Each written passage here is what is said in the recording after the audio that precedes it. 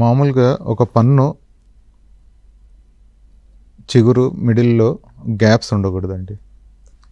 Okay, ఈ gap gum పై భాగం పైకి వెళ్ళే కొద్దీ ఈ పంటి లోపల డెంటిన్ అనేది ఎక్స్పోజ్ అవుతుంది.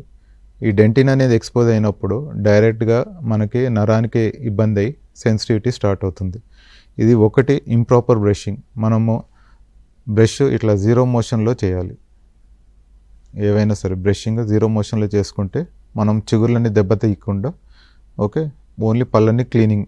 మామూలుగా ఒక ఎలక్ట్రిక్ బ్రష్ ఎట్లా రౌండ్గా తిరుగుతుందో అట్లా మనం రౌండ్గా తిప్పుతుండాలి.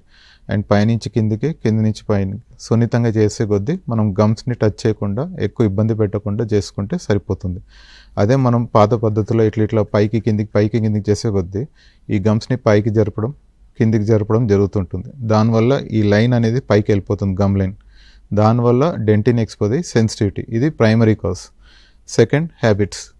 ఈ టొబాకో చీవర్స్, ఓకే, లేదంటే ఏదన్నా వేప పుల్ల ఎక్కువ వాడడము, దానివల్ల ఎక్కువ అబ్రెసివ్స్ వాడడం వల్ల ఈ సైట్స్ అంతా అరిగిపోయి ఇనామిల్ పోయి దానివల్ల సెన్సిటివిటీ ఎక్కువ డెవలప్ అవుతుంటుంది.